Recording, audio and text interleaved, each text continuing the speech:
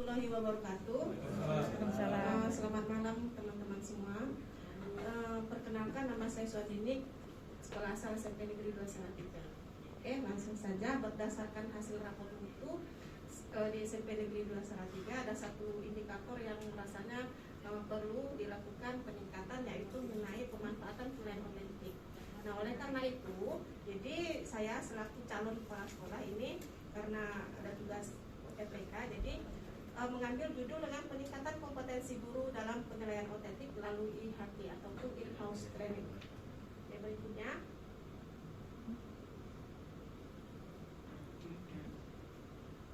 tujuan RPK di sini dibagi menjadi 4. Saya rasa sama seperti teman-teman yang lain.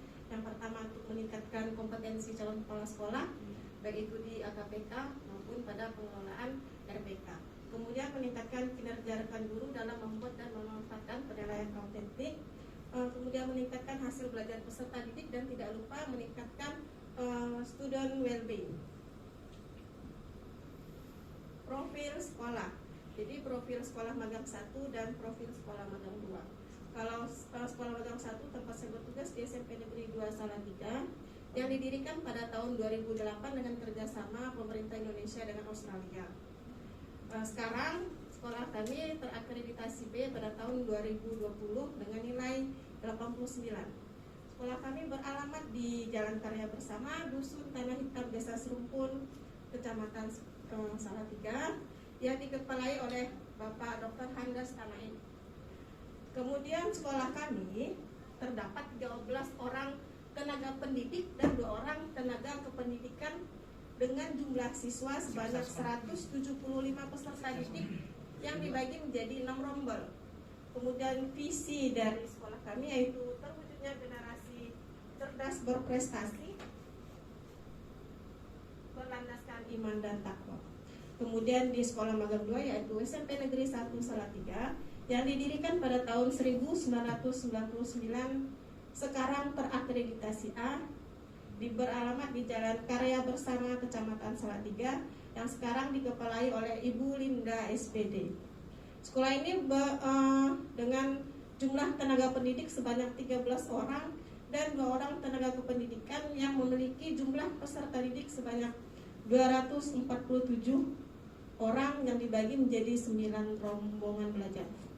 Kemudian visinya yaitu mewujudkan SMP Negeri 1 Salatiga yang berakhlak mulia, berprestasi, menguasai teknologi, berdisiplin, dan sehat. Nah, tahap pelaksanaan RPK siklus 1 yaitu mulai dari persiapan, pelaksanaan, monef, dan refleksi. Pada tahap persiapan saya rasa sama dengan teman-teman yang lain, yaitu sosialisasi, pembentukan panitia, menentukan narasumber, membuat instrumen monef, membuat jadwal IHT, dan perlengkapan. Kemudian IHT-nya dilaksanakan pada tanggal 8 dan 9 Oktober, kemudian monef dan refleksi. Kegiatan monef pelaksanaan RPK. Instrumen monef terdiri dari instrumen monef pelaksanaan RPK, penilaian otentik dan soal pretest dan posttest, kemudian pencapaian student well-being, dan monef peningkatan kompetensi calon kepala sekolah berdasarkan hasil AKPK. Kemudian pemanfaatan kegiatan monef penilaian otentik dalam pembelajaran yaitu mengobservasi guru, kelas, mata pelajaran bahasa Indonesia, dan pendidikan agama Islam. Nah, ini hasil dari kegiatan RPK, yaitu secara keseluruhan hasil monitoring pelaksanaan RPK, instrumen penilaian otentik, hasil pretest dan posttest, kemudian grafik AKPK calon kepala sekolah. Secara keseluruhan ini bukan mengalami peningkatan ya, karena hanya siklus 1. Jadi secara keseluruhan nilainya ini sudah sangat baik, berada pada kategori sangat baik. Namun pada hasil instrumen penilaian otentik, dari 9 orang guru yang mengikuti IHT kemarin, 5 orang berada pada kategori sangat baik dan 4 orang berada pada kategori baik. Nah, jadi 2 orang guru yang berada pada kategori baik saya ambil sampel untuk melakukan observasi kelas. Nah, observasi kelasnya ini hasilnya. Untuk pelajaran bahasa Indonesia ternyata terdapat 4 orang siswa yang tidak tuntas. Kemudian untuk siklus pertama untuk pelajaran PAI terdapat 2 orang yang tidak tuntas. Nah, jadi berdasarkan hasil observasi ini maka dilakukan siklus kedua.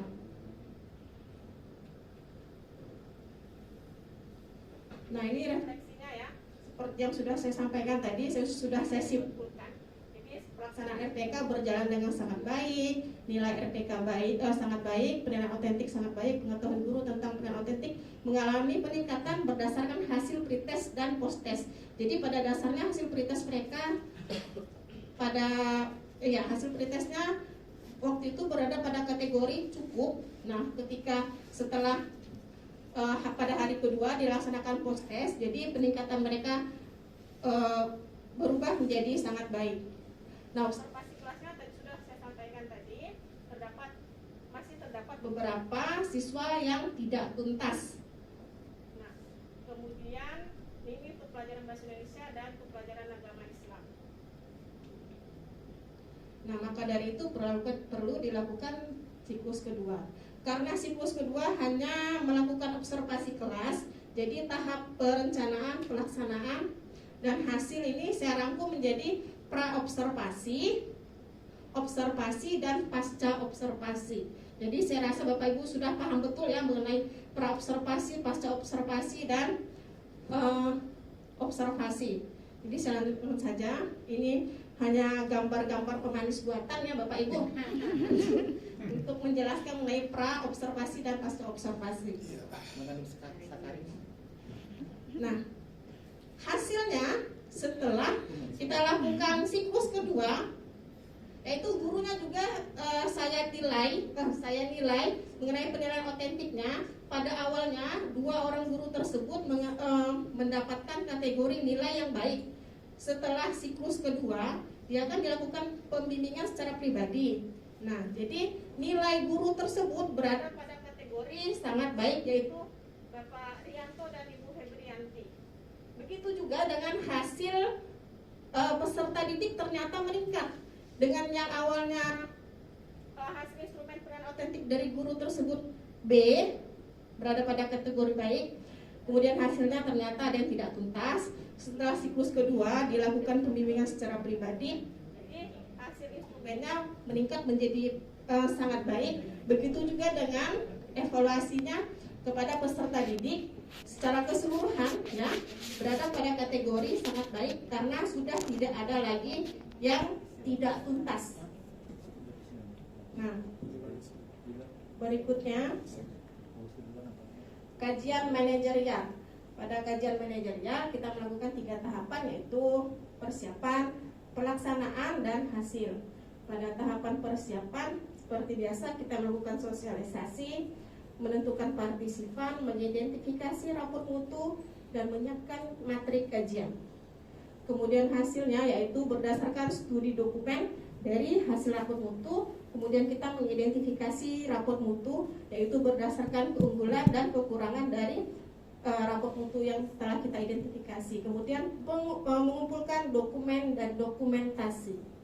Kemudian hasilnya, nah ini secara keseluruhannya di 2 sekolah, yaitu magang 1 dan magang 2. Pada dasarnya ke-8 standar nasional pendidikan di 2 sekolah ini sudah ada yang sudah menuju SMP 4, namun masih juga ada yang menuju SMP 1. Jadi pada setiap indikator ini masih ada hal yang perlu ditingkatkan.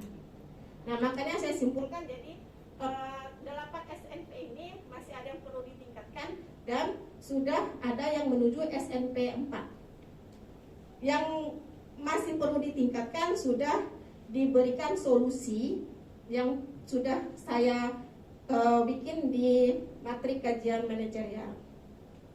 Kemudian PK atau peningkatan kompetensi. Peningkatan kompetensi yang saya laksanakan yaitu peningkatan kompetensi kewirausahaan yang dibagi menjadi 3 tahapan. Yang pertama adalah pelaksanaan, persiapan, pelaksanaan, dan hasil. Persiapan yaitu saya melakukan koordinasi dengan Kepala Sekolah Magang 2, kemudian membuat jadwal untuk kegiatan PK, menentukan melaksanakan wawancara, menyusun daftarnya, kemudian mengolah hasil dari wawancara tersebut. Nah, pelaksanaannya yaitu calon kepala sekolah melakukan wawancara, diskusi, dan mendokumentasikan hasil dari program kewirausahaan. Kemudian hasilnya, nah ini hasilnya, PK mendukung pengembangan sekolah, strategi pengembangan PK inovatif melibatkan seluruh warga sekolah. PK yang dikembangkan adalah program kewirausahaan pertanian. Nah, rencana kedepannya sekolah ini akan melakukan penghijauan sekolah. Nah, saya rasa peningkatan kompetensi sampai di situ. Kemudian kesimpulannya, pelaksanaan RPK berhasil meningkatkan kompetensi guru. Kemudian pelaksanaan RPK berhasil meningkatkan prestasi belajar peserta didik dan mencapai student well-being. Kemudian untuk hasil kajian manajerialnya terdapat kondisi ideal dan kurang ideal. Kemudian pada kompetensi kewirausahaan, nah di sini khususnya program kewirausahaan inovatif yang dikembangkan adalah kewirausahaan pertanian, yaitu khususnya tanaman obat keluarga dan tanaman ekonomis. Oke, sampai di sini. Terima kasih. Kita lanjut kepada video.